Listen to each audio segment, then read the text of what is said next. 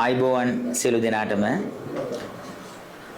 මගේ ආරාධනය පිළිගෙන පැමිණි මා හිතවත් සියලු මාධ්‍යවේදීන්ට මගේ විශේෂ ස්තුතිය මේ අවස්ථාවේ පුද කරනවා.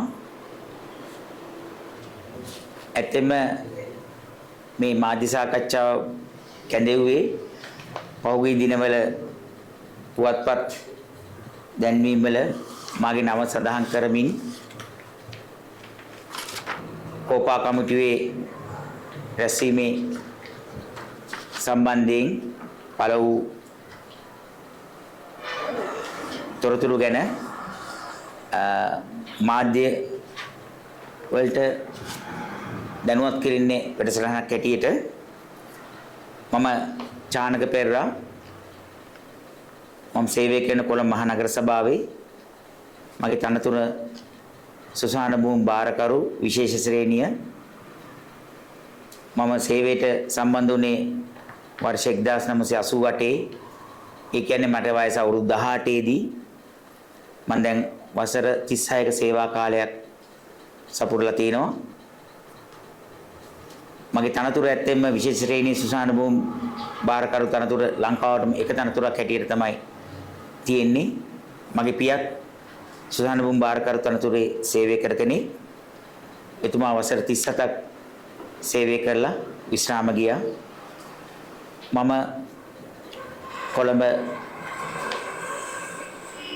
බොරැල්ල සුසාන භූමිය, මාදම්පිටිය සුසාන භූමිය, ජාවත්ත කිල්ලපඬ සුසාන භූමියල සේවය කරලා තිනවා.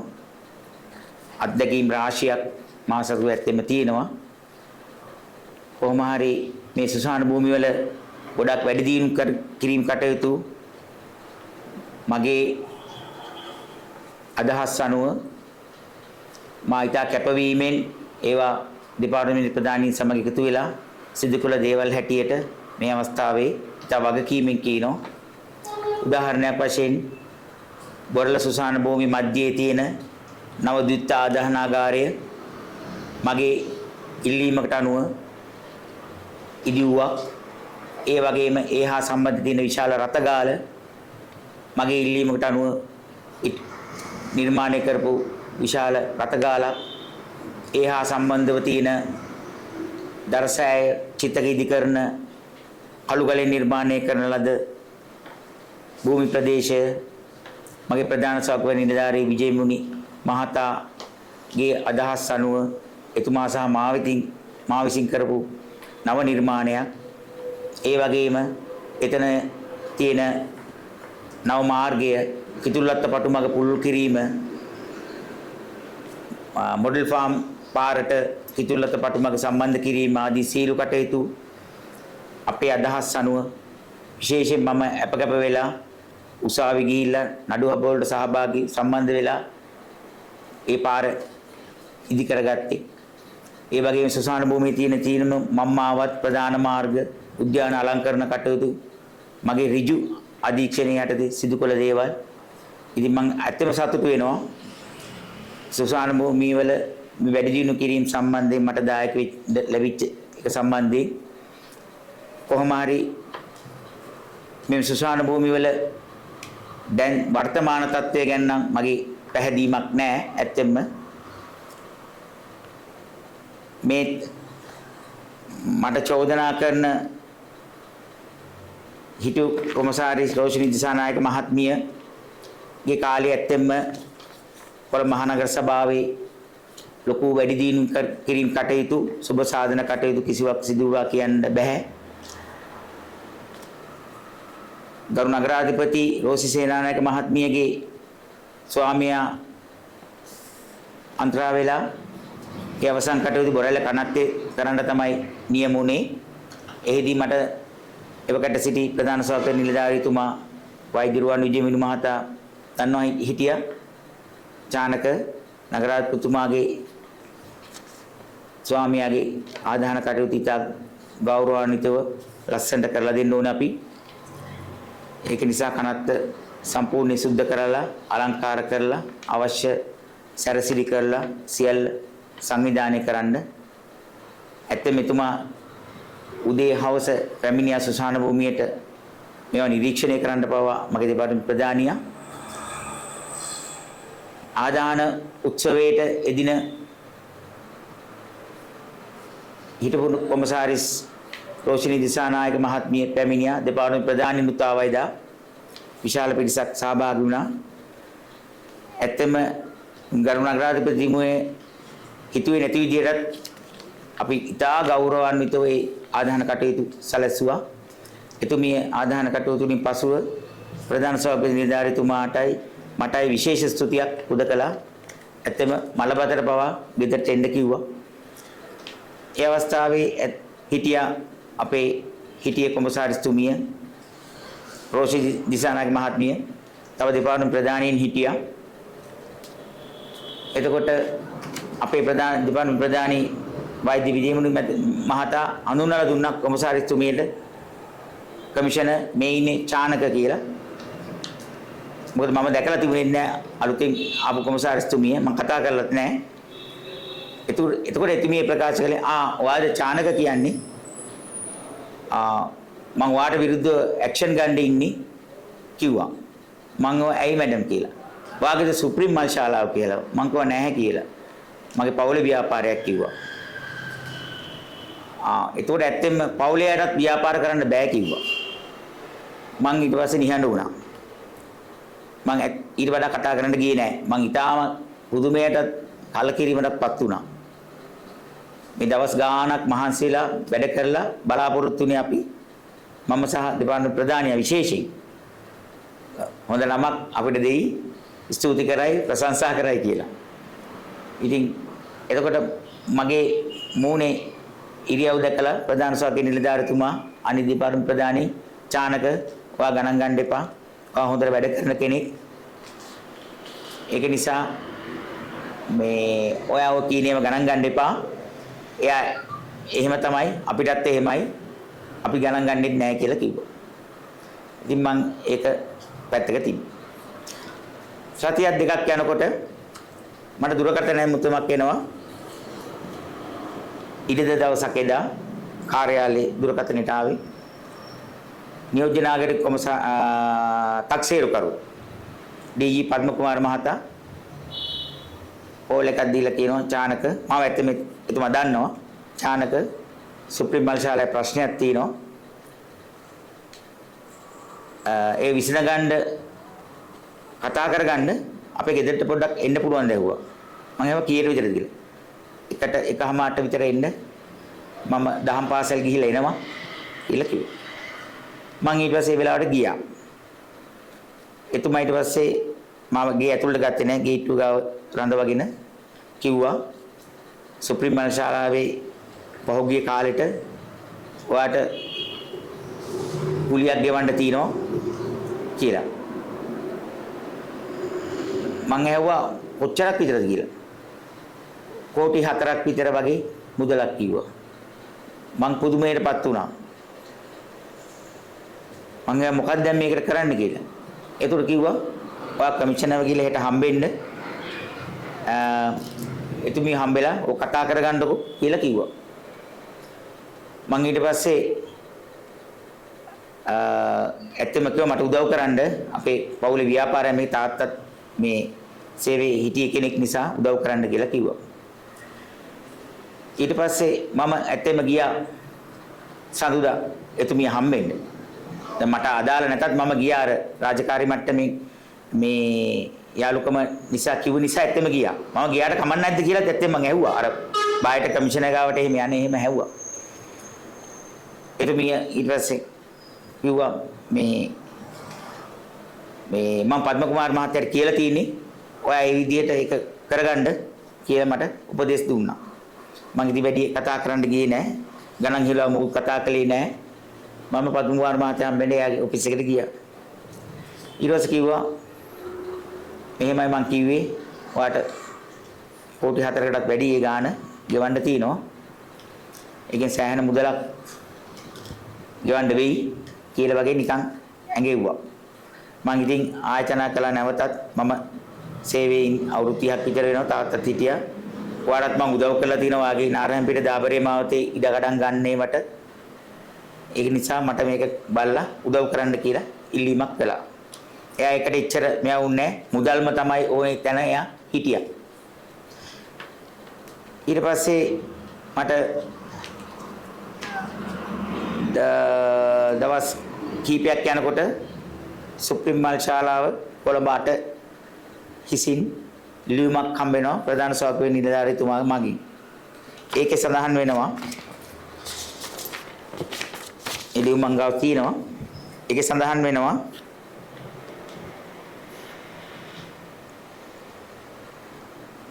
ඒ දිනේ 2020 10 වෙනි මාසේ 6 1994 9 පළවෙනි දින සිට 2020 9 පළවෙනි දින දක්වා වූ කාල පරාසයට අදාළ ඇස්තමේන්තු කුලිය වන රුපියල් 4 කෝටි 14 ලක්ෂ 20687ක මුදලක් කොළඹ මහනගර සභාවට ගෙවීමට කටයුතු කරන ලෙසයි.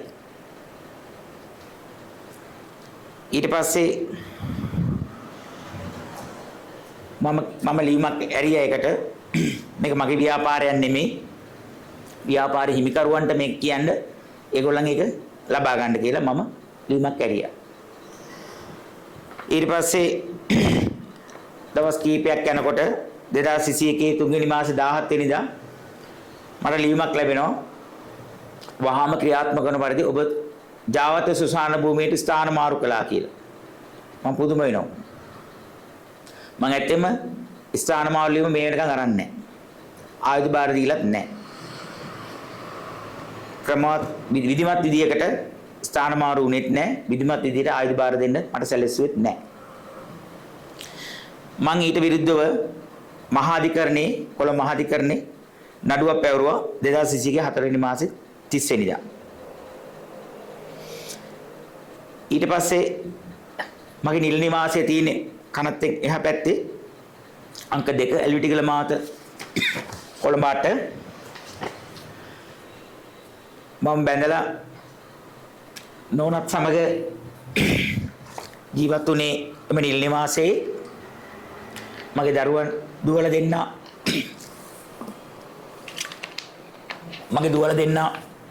සහ පුතා ඉස්කෝලේ ගියේ ඒ නිල් නිවාසයේ ඉඳලා අවුරුදු 25ක් විතර කාලය ගත කළා. ජීවත් වුණා. මම ගෙදර හිටියේ නැති වෙලාවක එතුමේ කොළඹ නගර සභාවේ පිරිසක් එවලා 2021 7 වෙනි මාසේ 6 වෙනිදා මගේ කිසිම දැනුමක් නැතුව එතුමිය ලොක් දාලා ඉබි ඇතුරු දාලා ලොක් කරනවා මගේ නිල් නිවාසේ. මම ඊට විරුද්ධව බොරැල්ල පොලිසියේ 2021 7 වෙනි මාසේ 8 වෙනිදා ඇන්ටි නම්බරේ තියෙනවා. මම මේ වෙලාවේ ප්‍රකාශ කරන්නේ නැහැ. ඇන්ටියක් දැම්මා. ඊට පස්සේ තවලියුමක් කියනවා සුප්‍රීම මාල් ශාලාව කඩා ඉවත් කිරීමේ සූදානමක් තියෙනවා කියලා ඉංජිනේරු දෙපාර්තමේන්තුවේ මගින්. ඊට පස්සේ ඊට විරුද්ධව ව්‍යාපාර හිමිකරුවන් මගේ අම්මා නෝනා අභියාචන කරන්නේ නඩුවක් පවරනවා. තාමත් ඒ නඩුව විභාගයෙන් පවතිනවා. ඊට පස්සේ කොමසාරිස්වරිය ඇත්තෙම අවුරුදු 2කමාරක විතර කාලයක් තමයි සේවය කළේ. එතුමිට සේවය කරන්න හම්බුන්නේ නැහැ. එතුමිය නගරාධිපතිතුමිය සමග අනිත් දෙපාර්තමේන්තු ප්‍රධානීන් සමග മന്ത്രിවරුන් සමග නිතරම දබර ඇති කරගත්ත කිසිම ප්‍රසාදයක් නැහැ. ඒක නිසා එතුමිට වැඩි කල ඉඳ හම්බුන්නේ නැහැ. යන්න සිද්ධ වුණා. බද්දාන ජයවර්ධන මහත්මිය කොමසාරිස් වශයෙන් පත් වෙනවා. එහිදී එතුමිය මට මාව කැඳවනවා 2023 පළවෙනි මාසේ 20 එන්න කියලා කතා කරලා. මොකද එතුමිය ඊට පෙරත් කොමසාරිස් වරිය වශයෙන් සේවය කළා. ගොඩාක් සේවය නගර සභාවේ සේවය කරන නිලධාරිනියක්. මම මේ වෙලාව ආදරේ ඉතාම ගෞරවයෙන් සිහිපත් කරනවා එතුමියව. දක්ෂ නිලධාරිනියක්. එතුමිය යව මගින් චානක ඔයා රස්සාවට එන්න කැමතිද කියලා. රස්සාව ඕනේ දැහුවා ඉස්සෙල්ලා. මං කව මැඩම් ඕනේ. මං අවුරුදු 30කටත් වැඩි දැන්. රස්සාව ඕන. ඔයා හොඳට වැඩ දක්ෂ කෙනෙක්. වාගේ තනතුරු ලංකාවට මේකයි. එතුමියට මතකයි. මොකද එතුමිය ගිහිල්ලා නගර සභාවෙන් ගිය වෙලාවෙත් වෙන මොන හරි අවශ්‍යතාව සඳහා වෙන ලංකාවේ තියෙන සුසාන් භූමියේ ගැටලු ප්‍රශ්න මතුවෙච්ච වෙලාවට මගෙන් දුරකථන ඇමතලා අහනවා මේ ප්‍රශ්නේ මොකද්ද චානක විසඳුම? මට කියනවා ඔයාගෙන් හැර වෙන කෙනෙක්ගෙන් මේකට උත්තර ගන්න බෑ. දන්නේ නැහැ. කනගාටුයි කියන්නේ දැන් නගර සභාවේ එහෙම දෙයක් දකින්න ලැබෙන්නේ නැහැ. ඒ කියන්නේ කිසිම දැනුමක් නැති මම ඒගොල්ලන්ට අපහාස කරන්නේ නැති අය සුසාන භූමිය වල පාලකවරු වශයෙන් තනතුරු නැතත් සේවය කරනවා. ඊට පස්සේ අපේ සුප්‍රීම ආයතනයේ නඩුව යන අතරතුරේ නැවත ඉල්ලීමක් කරනවා එතුමියගෙන් සුප්‍රීම ආයතනය අපිට නඩුව ඇත්තම කාලයක් යන නිසා අපේ අයිතිවාසිකම් සම්බන්ධයෙන් අපේ ගාව ලියකියවිලි ඔපුතිරප්පු තියෙනවා. නමුත් ඒක පිළිගන්න බැයි නම් අපිට මේක කුලියකට බද්දකට හරි දෙන්න කියලා. ඇත්තම අසල තියෙන ළඟ තියෙන මංශාලාවේ මම නම කියන්නේ ඒ විදිහට හරි අපිට මේක දෙන්න කියලා මේක ඇත්තම කරදරයක් හින්දා ඉල්ලීමක් කරනවා අපේ ව්‍යාපාර අයිතිකරුවන්. ඒතකොට එතුමිය ඒ ලියුමට හිතලා කොමිටියක් ඇඳවනවා. කොමිටිය පත් කරන 8 දිනකගේ සමන්විත කොමිටියක්. ඒ කොමිටිය කැඳවනවා. කොමිටිය කැඳවලා තීරණ ගන්නකොට දැනගන්න ලැබෙනවා මේ ඉඩම කොළඹ මහනගර සභාවට අයිති නෑ කියලා. මේක පවර්ලා නෑ කොළඹ මහනගර සභාවට. ඒතකොට කොළඹ මහනගර සභාවට අයිති නැති ඉඩම වලට තමයි කෝටි 4ක් බදු ගෙවන්න අපෙන් ඉල්ලලා තියෙන්නේ. සුප්‍රීම මාර්ශාලාවල දැන් පත්‍රයේ සඳහන් වෙන්නේ මේ කනත්ත මැද ඔව් පත්‍රයක සඳහන් කනත්ත මැද ඒක සුප්‍රීම මාර්ශාලාව කනත්තේ භූමියක තියෙනවා කියලා. මට හිතා ගන්න බෑ. ඕගොල්ලෝ සීලම් දෙනා දන්නවා ඇති. මේක විහිළුවක් වගේ දෙයක්. කනත්තේ ඇතුලේ කොහොමද මාර්ශාලාවක් තියෙන්නේ කියලා. සුප්‍රීම මාර්ශාලාව කනත්තත් එක්ක කොහොමද තියෙන්නේ? කනත්තේ ප්‍රධාන ගේට්ටුව ඉදිරිපිට එල්විටිල මාවතේ තමයි තියෙන්නේ. සුප්‍රීම මාර්ශාලාව. ඒ වල මාධ්‍ය වාර්තා කරලා තියෙන්නේ සහ මේ කනත්ත මැද මාර්ශාලාව කරගෙන යනවා කියලා. ඉතින් මම ඒක මම ඉතින් ප්‍රතික්ෂේප කරනවා. තරේ ප්‍රතික්ෂේප කරන ඕන කෙනෙක් සාක්ෂි තියෙනවා. ඒ කියන්නේ ඔබතුමා කියන්නේ මේ ඉඩම කිසිලෙසකින් කිසිම දවසක කොළඹ නගර සභාව සතුටු තිබිලා නැහැ. කොළඹ නගර සභාව සතුටු තිබිලා නැහැ. ඒතකොට ඔබතුමාලා දැනගෙන ඉන්නේ නැත්නම් කොළඹ නගර සභාව සතුටු නැහැ. අපි දන්නේ නැහැ අපි ගාව උපුතිරපු තියෙනවනේ. අපේ හිමිකාරීතර උපුතිරපු තියෙනවා. ඒතකොට ඔබතුමා කියන විදිහට දැන් මේක අයිති ප්‍රාදේශීය ලේකම් කියනවා ප්‍රාදේශීය ලේකම්තුමීට අයිති කියලා එවලා තිනවා පවරා ගන්න කියලා කොළඹ නගර සභාව. ඒ සම්බන්ධයෙන් නඩුව මේ වෙලාව විභාග වෙමින් තියෙනවා. ඒතකොට එහෙම ඔබතුමාලා සහ ප්‍රාදේශීය ලේකම් අතර නඩුවක් විභාග වෙමින් සිටියේදී මේක කෝපා කමිටුවට එන්නේ කොහොමද?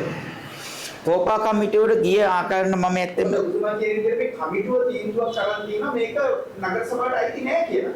ඒතකොට කෝපා කමිටුවේ මේ නිලධාරීන් කියන්නේ තිබුණා. ඒක තමයි. ඒ සම්බන්ධව ඔබතුමා ගන්න ක්‍රියාමාර්ගය ඔබතුමා ගන්න ඇත්තම එතනදී කෝපා කමිටුවේ සඳහන් වෙන්නේ නඩුවක් තියෙනවා කියලාත් මේක නගර සභාවට අයිති නෑ කියලා සඳහන් වෙන්නේ නෑ මම දන්න විදිහට. දැන් මේ පිටබඳ ඔබතුමා මේ මාධ්‍ය දැක්කට පස්සේ නගර සභාව අමතා කිසියම් පියවරක් ගත්තද? මේ දක්වා නෑ. ඇත්තම මම මේ මාධ්‍ය කැඳවීම කරේ මගේ නම සඳහන් වෙලා තිබෙන නිසා තමයි මම මේක මම කෝපා කමිටුවෙන් කැඳවීමක් කෝපා කමිටුවෙන් මට කැඳවීමකුත් නෑ. මම කැඳවුවොත් මම උත්තර දෙන්න කැමතියි. ඔබතුමා දෙන්නේ එතකොට මේ එහෙම නැත්නම් හිමිකාරත්වයේ තියෙන ඔබේ සුප්‍රීම මාර්ශාලාව ගැන කිව්වොත් හිමිකාරීත්වයට යන්න සිද්ධ වෙයි. මගේ නම සඳහන් වෙලා කනත් ඇතුලේ කී සම්බන්ධ වෙන දෙයක් ඇහුවොත් මම යනවා. දැන් මේ නගරාධිපතිතුමි හිටපු කොමසාරිස්තුමිය ඔබතුමාට ඇවිච්චර තරහ වෙන්නේ. ඉතින් කොමසාරිස්තුමිය හොඳට බලන්නකෝ. කොමසාරිස්තුමිය ඇස්තමේන්තු එවන්න කලින් නියෝජ්‍ය නාගරික තක්සේරුකරුගේ ගෙදරට මාට එන්න කියලා ගණන් හිලව කියලා නියෝජ්‍ය නාගරික තක්සේරුකරු කියනවා පහෝදා සවුන්ද කියලා කොමසාරිස්තුමිය හම්බෙන්න මෙච්චර මුදලක් දීලෝක ෂේප් කරගන්න පුළුවන් කියලා ඒකට එකගන වුණා. ඊට පස්සේ ලියුමක් කෙව්වා මෙච්චරක් ගෙවන්න කියලා. ඊට පස්සේ ඒක පිළිගත්තේ නැහැ. ඊට පස්සේ මාව ස්ථාන මාරු කළා, වැඩතහනම් කළා, නිල නිවාසයෙන් ඉවත් කළා. ඔබතුමාට තේරෙන්නේ නැද්ද මොකද්ද මේ අර සල්ලි දුන්නා නම් ප්‍රශ්නයක් නැහැ.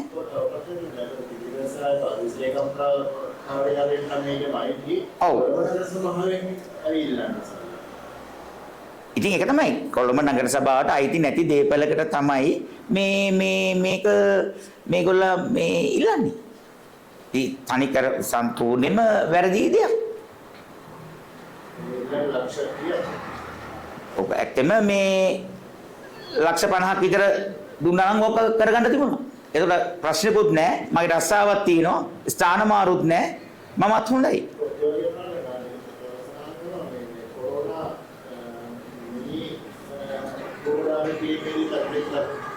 ඔව් එතුමිය තමයි ප්‍රකාශ කරන්නේ. මම දන්නේ නැහැ. මම වැරද්දක් කරලා තියෙනවා නම් මට ලියුමක් එන්න ඕනේ, චෝදනා පත්‍රයක් එන්න ඕනේ. පැමිණිල්ලක් තියෙනොත් මට විරුද්ධ. එතුමිය දන්න දේවල් කියාගෙන එනවා. මාත් එක දින මේ තරහ කරන්නේ ඒක අනිවාර්යෙන් පේනවනේ. ලක්ෂ 6ක් මම එහෙම කිසිම සිදුවීමක් මම දන්නේ නැහැ. මම අහලත් නැහැ. මම උත්තර දීලත් නැහැ. එතුමිය එහෙමනම් මට යොමු කරන්න සෝවානුම් පාලක වශයෙන් මේ ගැන එවන්න මගේ සටහන් තියෙන්න ඕනේ. ඒ කවුරු ඕන සෙනෙක් කෙනෙකුට යන්න පුළුවන් ඕන තැනකට. ඕන දෙයක් කියන්න පුළුවන්. ඒක පාර්ශිකව එයා එහෙම කළා කරේ වැඩ කළා. ඒ කියන්නේ මාව මේ වෙන විදිහට මෙයා මේ ලක් කරන්න කටයුතු කරා. මා අවස්ථාව ලක් කරන්න. එතුමිය එතුමිය කියන මම දන්නේ නැහැ. මම මේ වෙනකම් මම ඇත්තෙන්ම මේ පත්තරෙන් සහ මේ මාධ්‍යෙන් තමයි දැක්කේ ඒ සිද්ධිය. වසර දෙකමාරක් විතර මම දන්න විදිහට. එතුමිය ඇත්තෙන්ම නගරාධිපතිතුමිය, മന്ത്രിවරු, දෙපාර්තමේන්තු ප්‍රධානීන් මං ගාව තියෙනවා මේ තියෙන මේ පත්තරවල ගියේ මේ එන්නන්න මේ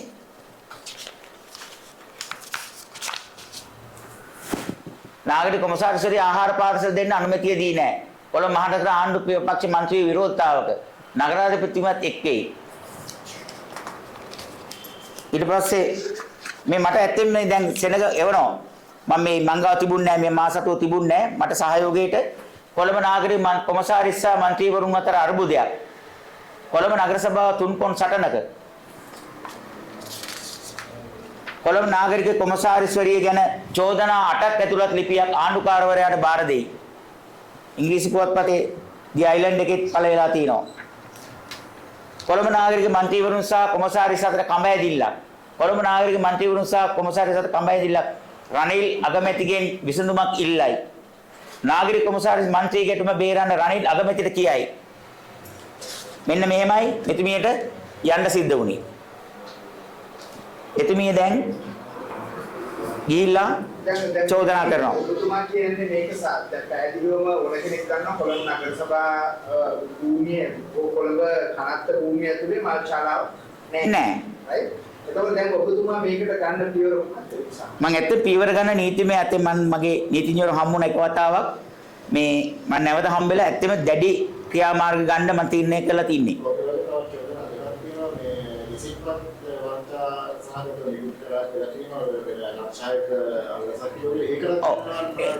රිසිට් පතක් සම්බන්ධයෙන් චෝදනාවක් තිබුණා. ඒක මම ඒකට උත්තර බැන්දා. ඒක ඇත්තෙම ඒක එතුමියම කරපු දෙයක්.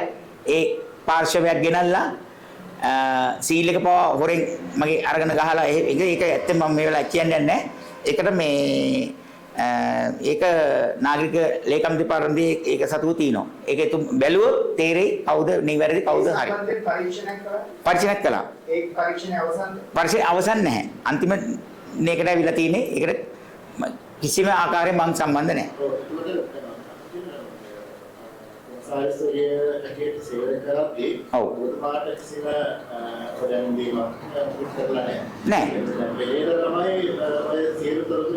සියලු තොරතුරු එළියෙන්නේ එදා. මාව ස්ථාන මාරු කරනවා, ඉන්ටර්ඩික් කරනවා, ක්වාටර්ස් එක ගන්නවා. ඇත්තම හරියට මට හිරියර කළා. ඉතින් ගොඩක් අය කියෝ අර ලක්ෂ 50 දුන්නා නම් මේ මුකුත් ප්‍රශ්න නැහැ නේ කිව්වා. ඔයාලට කරගන්න තිබුණේ කිව්වා. මං කිව්වා මං එහෙම කරන්නේ යන්නේ නැහැ කිව්වා. මං අවුරුදු ගානක් නගර සභාවේ ඉඳලා තාත්තා නගර සභාවේ ඉඳලා ලැජ්ජ නැද්ද මේ පගාව දෙන්න කිව්වා. ඉල්ලීම ඇත්තෙම මෙතුමියට විරුද්ධව මම ඇත්තෙම ක්‍රියාමාර්ග ගන්නවා. මට කරපු චෝදනා සම්බන්ධයෙන් ඒ වගේම මේකේ අයිතිය සම්බන්ධයෙන් නඩුවක් තියෙනවා. නඩුවක් තියද්දී තමයි මේක කවුරුත් දන්නව නඩුවක් තියෙනවා කියලා දැනගෙන තමයි කෝපා කොමිටියේ සඳහන් වෙලා තියෙන්නේ. කෝපා කමිටුව කැඳවුවොත් මම ප්‍රකාශ කරනවා. සියල්ල සත්‍ය ප්‍රකාශ කරනවා. අයිතිය සම්බන්ධයෙන් අයිතිකරුවන් ඒකට උත්තර දෙයි. අනිත් එක මම අහනවා මේක විතරද තියෙන්නේ කියලා. මේ ප්‍රශ්නේද තියෙන්නේ කියලා.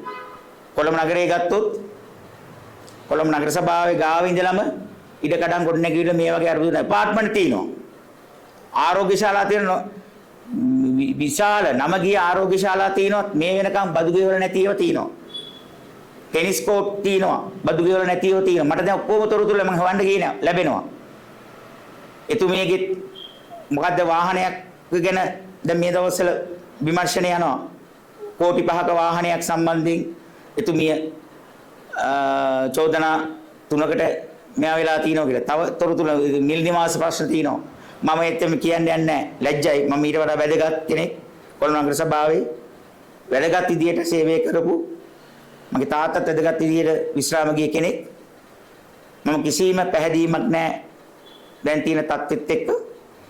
ඒක නිසා මම ආදරෙයි කොළඹ නගර සභාවට, කනතුවලට ආදරෙයි, මගේ සේවකයන්ට ආදරෙයි. මං ඇත්තෙන්ම දුක් වෙනවා. මෙහෙම වෙන්න ඕනේ නැහැ. මොකද කනතුවල වැඩි දියුණු කිරීම, කනතුවල අලංකාරයට, සුන්දරත්වයට හිතෙවොත් ගහක් කොලක් වුණා. ඒ ගස් කොලන් තාම රූස්ස ගස් වෙලා තියෙනවා. ගොඩක් අය පහසුකම් ලබනවා. ඇත්තෙන්ම මේ සුප්‍රීම මල් ශාලාවෙන් වුණත් ගොඩක් අය පහසුකම් ලබා ගන්නවා. පොඩි මුදල් වලට අඩු ආදායම්ලාභීන්ට උදව් කරනවා, ශාලා පහසුකම් දෙනවා, ආධාර උපකාර කරනවා. අවසාන වශයෙන් දැන් ඔබතුමාට කෝපා කමිටුවෙන් හරිමත් ලැබුණොත් එහෙමයි. මම සූදානම්. ඕන වෙලාවක යන්න සූදානම්. මම ගා සීලම ලිපිලයකට තියෙනවා. මම සියල්ල හෙලි කරන නොකියපු දේවලුත් තියෙනවා. සියල්ල කියනවා, සත්‍ය කියනවා. මගේ රැකියාව ගැන මට ප්‍රශ්නයක් නැහැ. ඇත්තම මම වසර 36ක් සේවය කළා තියෙනවා. මට විශ්‍රාම යන්නත් පුළුවන්. අවශ්‍යත් නැහැ. විශ්‍රාම එහෙම ගැන මම හිතන්නේත් නැහැ. ඒකේ ප්‍රශ්නයක් නැහැ. මම උදව් කරන්න කැමතියි. මට ඒකයි තියෙන කනගාටුව. මේවා හරියට මහජන සේවා ස්ථානයක් හැටියට සුප්‍රීම මල් ශාලාව තියෙන ස්ථානයක් මේ මුදල් හම්බ කරන තැනක් හැටියට නෙමෙයි මම දන්න විදිහට. මොකද අපිට බ්‍රාන්චස් තියෙනවා, ශාඛා තව තියෙනවා. ඕක නැතුණා කියලා ප්‍රශ්නකුත් නැහැ. මම දන්න තරමින් අපේ ව්‍යාපාර වලට. ඒක නිසා මගේ කීර්ති නාමයට හානි කිරීමක් හැටියට මම ඒක තදින් විශ්වාස කරනවා. ඒකෙන් අවසාන